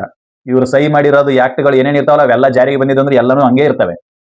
ಜಸ್ಟ್ ಅವ್ರು ಮಾತ್ರ ಪದವಿಯಿಂದ ಕೆಳಗಿಳಿದು ಇನ್ನೊಬ್ಬರು ಪದವಿಗೆ ಬರ್ತಾರೆ. ಯಾಕ ಅಂತ ಕೇಳ್ಬೋದು. ಸರ್ ಮತ್ತೆ ಅವರು ನ್ಯಾಯಸಮ್ಮತವಲ್ಲದ ರೀತಿಯಿಂದಲೇ ಅವ್ರು ಆಯ್ಕೆಯಾಗಿರ್ದು ಅವರ ಮಾಡಿರ್ತಕ್ಕಂಥ ಕೆಲಸಗಳು ಎಲ್ಲವೂ ಹೆಂಗೆ ನ್ಯಾಯಸಮ್ಮತ ಆಕಾವು ಅಂತೇಳಿ ನೀವು ಕೇಳಿದ್ರೆ, ರಾಷ್ಟ್ರಪತಿ ಕೆಲಸ ಮಾಡೋದು ಯಾರ ಆದೇಶದ ಮೇಲೆ ಯಾರ ಸಜೆಷನ್ ಮೇರೆಗೆ ಅಂತಂದ್ರೆ ಪ್ರಧಾನಮಂತ್ರಿ ಮತ್ತು ಮಂತ್ರಿಮಂಡಲದ ಸಜೆಷನ್ ಮೇರೆಗೆ ಕಾರ್ಯಗಳನ್ನ ನಿರ್ವಹಿಸಬೇಕು. ಹೀಗಾಗಿ ರಾಷ್ಟ್ರಪತಿ ಏನೇ ಕೆಲಸ ಮಾಡಿದ್ರು ಅದನ್ನ ಮಂತ್ರಿಮಂಡಲ ಕೆಲಸ ಮಾಡೈತಿ ಅಂತೇಳಿ ಅನ್ಕೋಬೇಕೆ ಹೊರತಾಗಿ ಬೇರೆ ಏನೂ ಇಲ್ಲ. ಹೌದಾ? ಅಂದ್ರೆ ರಾಷ್ಟ್ರಪತಿ ತನ್ನ ಪದವಿಯ ರದ್ದತಿವರೆಗೂ ಅವ್ರು ಏನು ಕೆಲಸ ಮಾಡಿರ್ತಾರಲ್ಲ ಅವ್ಯಾವ ಕೆಲಸಗಳು ಕೂಡ ರದ್ದಾಗೋದಿಲ್ಲ. ಅವು ಹೆಂಗಿರ್ತವೆ ಹಂಗೆ ಜಾರಿಯಲ್ಲಿ ಇರ್ತವೆ, ನೆನಪಲ್ಲಿರ್ಲಿ. ಹೌದಾ? ಅದನ್ನ ಆರ್ಟಿಕಲ್ 71 ಸಬ್ ಕ್ಲಾಸ್ 2 ಕ್ಲಿಯರ್ ಮಾಡ್ತೈತಿ. If the election of the president, if the election of the person as a president or vice president is declared void by the Supreme Court, the act done by him in the exercise and performance of the power and duties of the office of the president or vice president as case may be on or before the date of the decision of the Supreme Court shall not be invalidated by reason of that declaration. ಅಂತಂದ್ರೆ ಕೇವಲ supreme court vice president ಮತ್ತು ಪ್ರೆಸಿಡೆಂಟರ ಪದವಿಯನ್ನು ರದ್ದು ಮಾಡಿದ ಕೂಡಲೇ, ಅವರ ಆಯ್ಕೆಯನ್ನು ಅಸಿಂಧುಗೊಳಿಸಿದ ಕೂಡಲೇ ಅವರು ಮಾಡಿರ್ತಕ್ಕಂಥ ಎಲ್ಲ ಕೆಲಸಗಳು ಅಸಿಂಧು ಆಗುವುದಿಲ್ಲ. their works are not invalidated, they are continued in process. ಅವರು ಚಾಲ್ತಿಯಲ್ಲೇನೆ ಇರ್ತವೆ. ಅದನ್ನ ಕ್ಲಿಯರ್ ಮಾಡ್ತಾರೆ. ಒಂದು ವೇಳೆ ಒಬ್ಬ ವ್ಯಕ್ತಿ ಅವ್ಯವಹಾರದ ಮೂಲಕ ರಾಷ್ಟ್ರಪತಿ ಅಥವಾ ಉಪರಾಷ್ಟ್ರಪತಿಯಾಗಿ ಆಯ್ಕೆಯಾಗಿ ಸುಪ್ರೀಂ ಕೋರ್ಟಿಗೆ ಅದರ ಡಿಸ್ಪ್ಯೂಟ್ ಹೋಗಿ ಸುಪ್ರೀಂ ಕೋರ್ಟ್ ದವರು ಅವರ ಆಯ್ಕೆಯನ್ನು ಅಸಿಂಧುಗೊಳಿಸಿದಾಗಿಯೂ ಕೂಡ ಅವರು ಮಾಡಿರ್ತಕ್ಕಂಥ ಕೆಲಸಗಳು ಅಸಿಂಧು ಆಗುವುದಿಲ್ಲ. ಈಗ ನಾನು ರಾಷ್ಟ್ರಪತಿಯಾಗಿ ಆಯ್ಕೆಯಾಗೇನಿ, ರಾಷ್ಟ್ರಪತಿಯಾಗಿ ನಾನು ಅವ್ಯವಹಾರ ಮಾಡಿ ರಾಷ್ಟ್ರಪತಿಯಾಗಿ ಆಯ್ಕೆಯಾಗೇನಿ, ಎಲ್ಲರಿಗೂ ನಾನು 1 ಲಕ್ಷ ರೂಪಾಯಿ ಕೊಡ್ತೀನಿಪ್ಪ ನನಗೆ ಓಟ್ ಹಾಕ್ರಿ ಅಂತೇಳಿ ಎಲ್ಲರ ಕಡೆ MLA MP ಕಡೆ ನಾನು ಓಟ್ ಹಾಕ್ಸ್ಕೊಂಡು ನಾನು ಎಲೆಕ್ಷನ್ ಒಳಗೆ ನಿಂತು ಗೆದ್ದು ಬಂದೇನೆ. As a president I will be elected through ಹೆಂಗಪ್ಪ ಅಂತಂದ್ರೆ ಅವ್ಯವಹಾರ ಮಾಡಿ ಆಯ್ಕೆಯಾಗೇನಿ. ಆವಾಗ ನಾನು ಪದಗ್ರಹಣ ಮಾಡಿದ ಪಟ್ಟಿಗೆನೆ ಯಾವ್ಯಾವ ಕಾನೂನುಗಳು ಪೆಂಡಿಂಗ್ ಇದಾವ್ರು ಎಲ್ಲಕ್ಕೂ ಸಹಿ ಮಾಡಿಬಿಡ್ತೀನಿ. On the basis of what? On the basis of the advice given by the prime minister and their council of ministries. Prime minister ಮತ್ತು ಮಂತ್ರಿಮಂಡಲದ ಸಲಹೆ ಮೇಲೆಗೆ ನಾನು ಎಲ್ಲದಕ್ಕೂ ಸಹಿ ಮಾಡಿಬಿಡ್ತೀನಿ. ಸಹಿ ಮಾಡಿದಾಗ ಎಲ್ಲ ಕಾಯ್ದೆಗಳು ಕೂಡ ಎಲ್ಲ ಮಸೂದೆಗಳು ಕೂಡ ಕಾಯ್ದೆಯಾಗಿ ಜಾರಿಗೆ ಬಂದ್ಬಿಡ್ತವೆ. ಜಾರಿಗೆ ಬಂದ ತಕ್ಷಣ ನನ್ನ ಎಲೆಕ್ಷನ್ ವಿರುದ್ಧ ನನ್ನ ವಿರುದ್ಧ ನಿಂತಿರ್ತಕ್ಕಂಥ ವ್ಯಕ್ತಿ, ಎಲೆಕ್ಷನ್ ಸೋತಿರ್ತಕ್ಕಂಥ ವ್ಯಕ್ತಿ ಸುಪ್ರೀಂ ಕೋರ್ಟ್ಗೆ ಹೋಗಿರ್ತಾನೆ. ಡಿಸಿಷನ್ ಬರ್ದಿರ್ತೈತಿ, ನೋಡಪ್ಪ ನನ್ನ ಆಯ್ಕೆ ಇವ ಚುನಾವಣೆಯಲ್ಲಿ ಅವ್ಯವಹಾರ ಮಾಡ್ಯಾನ, ಅದಕ್ಕೆ ಇವನ ಆಯ್ಕೆಯನ್ನು ನಾವು ಅಸಿಂಧುಗೊಳಿಸ್ತೀವಿ ಅಂತ ಹೇಳಿ ಸುಪ್ರೀಂ ಕೋರ್ಟ್ನವರು ಡಿಸಿಷನ್ ಕೊಡ್ತಾರೆ. ಅವಾಗ ನಾನು ರಾಷ್ಟ್ರಪತಿ ಪದವಿಯಿಂದ ಕೆಳಗಿಳಿತೀನಿ. ನಾನು ಕೆಳಗಿಳಿದ ತಕ್ಷಣ ನಾನು ಸಹಿ ಮಾಡಿರ್ತಕ್ಕಂಥ ಕಾಯ್ದೆ ಕಾನೂನುಗಳು ರದ್ದಾಗೋದಿಲ್ಲ. ಅವೇ ಮಾಡ್ತಾ ಹೋಗ್ತಂದ್ರೆ ಚಾಲ್ತಿಯಲ್ಲಿನೇ ಇರ್ತವೆ. ನಾನು ಯಾರ ಸಹಾಯದ ಮೇರೆಗೆ ಕೆಲಸ ಮಾಡೀನಿ? ನನಗೆ ಸಂವಿಧಾನ ಏನ್ ಹೇಳ್ತಿ ಅಂದ್ರೆ ನೀನು ಪ್ರಧಾನಮಂತ್ರಿ ಮತ್ತು ಮಂತ್ರಿಮಂಡಲದ ಆದೇಶದ ಮೇರೆಗೆ ಮಾತ್ರ ಕೆಲಸ ಮಾಡಬೇಕು ಅಂತ ಸಂವಿಧಾನ ಹೇಳೈತಿ. ಹಂಗ ನಾನು ಪ್ರಧಾನಮಂತ್ರಿ ಮತ್ತು ಮಂತ್ರಿಮಂಡಲದ ಸಲಹೆ ಮೇರೆಗೆ ನಾನು ಕೆಲಸ ಮಾಡೀನಿ. ಹೀಗಾಗಿ ನನ್ನ ಕೆಲಸಗಳು ರದ್ದಾಗೋದಿಲ್ಲ. ಇದು ಆರ್ಟಿಕಲ್ 71 ಸಬ್ ಕ್ಲಾಸ್ 2 ಹೇಳ್ತೈತಿ. ಯಾಕೆ ಹೇಳ್ತೈತಿ? ಒಂದು ವೇಳೆ ನಾವು ಅವ್ರ ಎಲ್ಲಾ ಕೆಲಸಗಳನ್ನು ರದ್ದು ಮಾಡ್ತೀನಿ ಅಂತೇಳಿ ರದ್ದು ಮಾಡಿದ್ರು ಅಂತಂದ್ರೆ ಅವು ಅದಾಗಲೇ ಜಾರಿಗೆ ಬಂದ್ಬಿಟ್ಟಿರ್ತವೆ. ಅದ್ರ ಪ್ರಕಾರ ಕೆಲವೊಂದಿಷ್ಟು ಎಲ್ಲ ಕಾರ್ಯಗಳು ನಡೆದ್ಬಿಟ್ಟಿರ್ತವೆ. ಆ ಎಲ್ಲ ಕಾರ್ಯಗಳು ರಿವರ್ಸ್ ಆಗಬೇಕು. ಎಲ್ಲ ಕಾರ್ಯಗಳು ರಿವರ್ಸ್ ಆದ್ರೆ ಏನಾಕೈತಿ? ದಂಗೆ ಅಲ್ಲ, ಸರ್ಕಾರನ ಸಿಕ್ಕಲೆಲ್ಲ ಉರಿ ಹಚ್ಚಕ್ಕೆ ಶುರು ಮಾಡ್ತಾರೆ. ಈ ರೀತಿಯಾಗಿರ್ತಕ್ಕಂಥ ಎಲ್ಲ ದಂಗೆಗಳನ್ನು ನಡಿಬಾರ್ದು, ಈ ರೀತಿಯಾಗಿರ್ತಕ್ಕಂಥ ವ್ಯವಸ್ಥೆಗೆ ಧಕ್ಕೆ ಬರಬಾರ್ದು ಅಂತೇಳಿ ಏನ್ ಮಾಡ್ತಾರೋ ಅಂತಂದ್ರೆ ಅವ್ರು ಏನೇನು ಕೆಲಸ ಮಾಡಿರಲ್ಲ ಆ ಎಲ್ಲ ಕೆಲಸಗಳು ವ್ಯಾಲಿಡ್ ಅಂತೇಳಿ ಕನ್ಸಿಡರ್ ಮಾಡ್ತಾರೆ. ಅದು ಕನ್ಸಿಡರ್ ಮಾಡೋದು ಸೂಕ್ತ. ಯಾಕಂತಂದ್ರೆ ರಾಷ್ಟ್ರಪತಿ ಸ್ವಂತ ಯಾವ್ದು ಕೆಲಸನೇ ಮಾಡೋದಿಲ್ಲ, ಯಾವುದೇ ಕೆಲಸನೇ ಮಾಡೋದಿಲ್ಲ. ಅವರು ಸ್ವಂತ ಯಾವುದೇ ಕೆಲಸನೇ ಮಾಡೋದಿಲ್ಲ. ಯಾರ ಆದೇಶದ ಮೇರೆಗೆ ಯಾರ ಸಲಹೆ ಮೇರೆಗೆ ಕೆಲಸ ಮಾಡ್ತಾರೋ ಅಂತಂದ್ರೆ ಪ್ರಧಾನಮಂತ್ರಿ ಮತ್ತು ಮಂತ್ರಿಮಂಡಲದ ಸಲಹೆ ಮೇರೆಗೆ ಕೆಲಸ ಮಾಡ್ತಾರೆ. ಅವ್ರು ಸಹಿ ಮಾಡಿರುವಂತ ತಕ್ಷಣ ಅವರೇ ಕೆಲಸ ಮಾಡಿರುವಂತಲ್ಲ, ಅವ್ರು ಸಹಿ ಮಾಡಿರುವಂತ ತಕ್ಷಣ ಅವರನ್ನ ಸಹಿ ಮಾಡ್ಸಕ ಅಡ್ವೈಸ್ ಕೊಟ್ಟಾರು ಅಂತ. ಯಾರು? ಪ್ರಧಾನಮಂತ್ರಿ ಮತ್ತು ಮಂತ್ರಿಮಂಡಲ. ನೀವೇನಾದ್ರೂ ದಂಗೆ ಅದು ಹೇಳೋರಿದ್ರಿ ಅಂತಂದ್ರೆ ಪ್ರಧಾನಮಂತ್ರಿ ವಿರುದ್ಧನೇ ಹೇಳ್ಬೇಕೆ ಹೊರತಾಗಿ there is no option to violation against the president. ನಿಮ್ಗೆ ಆಪ್ಷನ್ ಇಲ್ಲ. ಅದು ಏನ ಮಾಡಿದ್ರು ಸರ್ಕಾರದ ಮೇಲೆನೆ ಮಾಡಬೇಕು. ನಿಮ್ಮ ಶಿಟ್ಟನ್ನು ಹೊರ ಹಾಕಿದ್ರು ಸರ್ಕಾರದ ಮೇಲೆ ಹಾಕ್ಬೇಕು. ಹೌದಾ? ಈ ರಾಷ್ಟ್ರಪತಿ ಆಯ್ಕೆ ಅಸಿಂಧು ಆದ ತಕ್ಷಣ ಅವ್ರು ಮಾಡಿರ್ತಕ್ಕಂಥ ಎಲ್ಲ ಕೆಲಸಗಳು ಕೂಡ ಅಸಿಂಧು ಅನಿಸ್ಕೊಳ್ಳೋದಿಲ್ಲ. ಯಾಕಂತಂದ್ರೆ they are continue because of what? The president is perform his duty on the basis of the advice given by the prime minister and his ministries. ಹೌದಾ? ಇದು ಆರ್ಟಿಕಲ್ 71 ಸಬ್ ಕ್ಲಾಸ್ 2 ಡಿಕ್ಲೇರ್ ಮಾಡ್ತೈತಿ. ಏನು? ಪ್ರಧಾನಮಂತ್ರಿ ಆಯ್ಕೆ ಅಸಿಂಧು ಆದ್ರೂ ಕೂಡ ಅವರು ಮಾಡಿರ್ತಕ್ಕಂಥ ಯಾವುದೇ ಕೆಲಸಗಳು ಅಸಿಂಧು ಅನಿಸಿಕೊಳ್ಳುವುದಿಲ್ಲ. This is. ಈಗ ಇನ್ನ ಆರ್ಟಿಕಲ್ 71 ಸಬ್ ಕ್ಲಾಸ್ 3 ಏನ್ ಹೇಳ್ತೈತಿ ನೋಡೋಣ. ಆರ್ಟಿಕಲ್ 71 ಸಬ್ ಕ್ಲಾಸ್ 3 ಏನ್ ಹೇಳ್ತೈತಿ ಅಂದ್ರೆ subject to the Constitution, Parliament may by law regulate any matter relating to or connected with election of the President or Vice President. ಈ ಕಾನೂನನ್ನ ಬಳಸಿಕೊಂಡೇ ಇಂದಿರಾ ಗಾಂಧಿ ಅವರು ಆರ್ಟಿಕಲ್ 39ನ ಸಂವಿಧಾನದ ತಿದ್ದುಪಡಿ ಕಾಯ್ದೆ 39ನ ಜಾರಿಗೆ ತಗೊಂಡ್ಬಂದಿರೋದು. ಇಲ್ಲೇನು ಸಂವಿಧಾನಕ್ಕೆ ಅಧಿಕಾರವನ್ನ ಸಂಸತ್ತಿಗೆ ಅಧಿಕಾರವನ್ನ ಕೊಡ್ತಾರೆ. ಏನು ಎಲೆಕ್ಷನ್ಗೆ ಸಂಬಂಧಿಸಿದಂತೆ ಯಾವುದೇ ಕಾನೂನುಗಳನ್ನ ಮಾಡುವ ಅಧಿಕಾರ, subject to the provisions of this constitution. ಇಲ್ಲಿ ಕೊಟ್ಟಿರೋ ಸಂವಿಧಾನದಲ್ಲಿ ಹೇಳಿರ್ತಕ್ಕಂಥ ಪ್ರಾವಧಾನಗಳಿಗೆ ಒಳಪಟ್ಟು ಸಂಸತ್ತು ನಿಯಂತ್ರಣ ಅಥವಾ ಕಾನೂನು ಮಾಡುವ ಅಧಿಕಾರವನ್ನ ಯಾವುದಕ್ಕೆ ಸಂಬಂಧಿಸಿದಂತೆ, ಪ್ರೆಸಿಡೆಂಟ್ ಮತ್ತು ವೈಸ್ ಪ್ರೆಸಿಡೆಂಟ್ಗೆ ಸಂಬಂಧಿಸಿದಂತೆ ಕಾನೂನು ಮಾಡುವ ಅಧಿಕಾರವನ್ನ ಯಾರಿಗೆ ಕೊಟ್ಟಾರೋ ಅಂತಂದ್ರೆ ಸಂಸತ್ತಿಗೆ ಕೊಟ್ಟಾರೆ. There is no other body to make a law or regulation apart from the parliament. Parliament ಅನ್ನ ಹೊರತುಪಡಿಸಿ ಬೇರೆ ಯಾರಿಗೂ ಆ ಅಧಿಕಾರವೇ ಇಲ್ಲ. ರಾಷ್ಟ್ರಪತಿ ಮತ್ತು ಉಪರಾಷ್ಟ್ರಪತಿಯ ಎಲೆಕ್ಷನ್ಗೆ ಸಂಬಂಧಿಸಿದಂತೆ ಕಾನೂನುಗಳನ್ನ ಮಾಡುವ ಅಧಿಕಾರ ಬೇರೆ ಯಾರಿಗೂ ಇಲ್ಲ, ಸಂಸತ್ತನ್ನ ಹೊರತುಪಡಿಸಿ. ಕರ್ನಾಟಕದ ವಿಧಾನಸಭೆ, ಮಹಾರಾಷ್ಟ್ರದ ವಿಧಾನಸಭೆ ಕಾನೂನುಗಳನ್ನ ತಗೊಂಡ್ಬರ್ಬೇಕು ಅಂತಂದ್ರೆ ಇಲ್ಲ, ಆ ರೀತಿ there is no provision to make a law by the assemblies. There is a only body to make a laws for the election of the president and vice president, that is a parliament, not by the any other legislation. ಯಾವುದೇ ರಾಜ್ಯಗಳಿಗೆ ಅಥವಾ ಆ ರಾಜ್ಯದ ವಿಧಾನಸಭೆಗಳಿಗೆ ಯಾವುದೇ ಅಧಿಕಾರ ಇಲ್ಲ. ಯಾವುದಕ್ಕೆ ಅಧಿಕಾರ ಇಲ್ಲ? ಯಾವುದಕ್ಕಂತಂದ್ರ ರಾಷ್ಟ್ರಪತಿ ಮತ್ತು ಉಪರಾಷ್ಟ್ರಪತಿಗಳ ಚುನಾವಣೆಗೆ ಸಂಬಂಧಿಸಿದಂತೆ ಕಾನೂನುಗಳನ್ನ ತಗೊಂಡ್ಬರುವ ಅಧಿಕಾರ. ಯಾವುದಕ್ಕೆ ಒಳಪಟ್ಟು? ಸಂವಿಧಾನದಲ್ಲಿ ಹೇಳಿರ್ತಕ್ಕಂಥ ಪ್ರಾವಿಧಾನಗಳಿಗೆ ಒಳಪಟ್ಟು. ಸಂಸತ್ತಿಗೂ ಲಿಮಿಟ್ ಮಾಡ್ತೈತಿ ಇದು. Article 71(3). It limits the parliament. You cannot go beyond the constitution. You should align with the constitution and make a law to the particular issues. You cannot go beyond the you cannot go beyond the constitution. ಸಂವಿಧಾನವನ್ನ ದಾಟಿ ನೀನು ಎಲ್ಲೆಯನ್ನ ದಾಟಿ ನೀನು ಕೆಲಸ ಮಾಡುವಂತಿಲ್ಲ. You work under the constitution. You cannot go beyond the constitution. ಅವ್ರು ಹೇಳ್ತಾರೆ, ನೀವು ಸಂವಿಧಾನದಾಗ ಏನ್ ಹೇಳ್ತೀವಿ ಅದಕ್ಕೆ ಸಂಬಂಧಪಟ್ಟಂಗೆ ಅಷ್ಟೇ ಕಾನೂನು ಮಾಡ್ಬೇಕು, ಅದನ್ನ ಬಿಟ್ಟರೆ ಬೇರೆ ಏನೂ ಇಲ್ಲ. ನಿಮ್ಮನ್ನ ಆಯ್ಕೆ ಮಾಡಿರೋದೇ ಅದ್ರ ಸಲುವಾಗಿನೇ. ಹೌದಾ?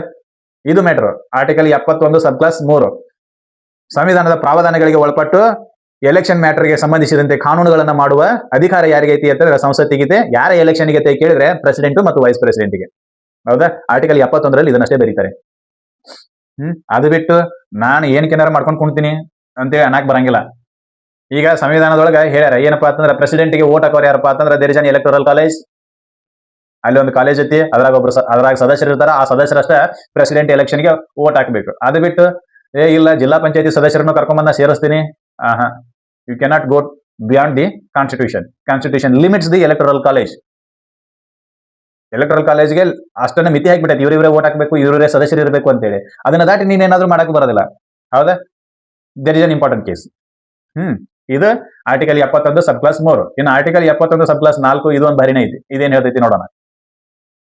ಏನ್ ಹೇಳ್ತೈತಿ? The election of a person as a president or vice president shall not be called in question on the ground of existence of any vacancies for whatever reason among the members of the electoral college electing him.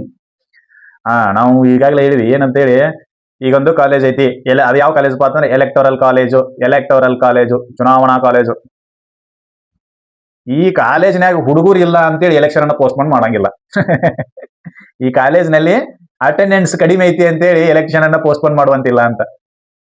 ಅಂದ್ರೆ ರಾಜ್ಯಸಭೆದೊಳಗೆ 200 ಸೀಟುಗಳಿದಾವೆ. 200 ಸೀಟುದೊಳಗೆ ಈಗ ಸದ್ಯಕ್ಕೆ ಸದಸ್ಯರು ಕೇವಲ 100 ಅದಾರ. ಇನ್ನೂ 100 ಜನ ಇಲ್ರಿ ಅಂತೇಳಿ ನೀವು ಪ್ರೆಸಿಡೆಂಟ್ ಎಲೆಕ್ಷನ್ ಅನ್ನ ಪೋಸ್ಟ್ಪೋನ್ ಮಾಡುವಂತಿಲ್ಲ.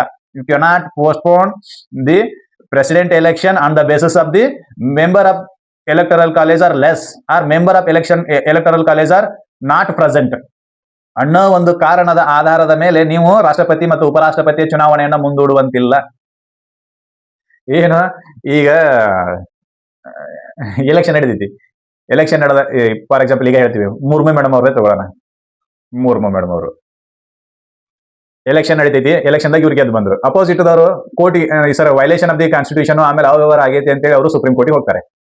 ಸುಪ್ರೀಂ ಕೋರ್ಟ್ನಾಗ ಗ್ರೌಂಡ್ಸ್ ಏನ್ ಇರಬಾರ್ದು ಅಂತಂದ್ರೆ, ಸರ್ ಇನ್ನ 20 ಮಂದಿ ಓಟ್ ಹಾಕೋರ ಬಂದಿಲ್ರಿ, ಓಟ್ ಹಾಕೋರ ಬಂದಿಲ್ರಿ, ಅವ್ರ ಏನಾದ್ರು ಓಟ್ ಹಾಕಿದ್ರೆ ನಾನ ಗೆಲ್ತಿದ್ರಿ, ಹೀಗಾಗಿ ಅವ್ರನ್ನೆಲ್ಲರನ್ನು ಕರೆಸಿ ತಂದು ಓಟ್ ಹಾಕೋ ತನಕ ಇವ್ರು ಗೆದ್ದಾರ ಅಂತ ಡಿಕ್ಲೇರ್ ಮಾಡಬೇಡ್ರಿ ಅಂತೇಳಿ ನೀವು ಕೋರ್ಟಿಗೆ ಹೋಗಕ್ ಬರಂಗಿಲ್ಲ. You cannot go to the supreme court.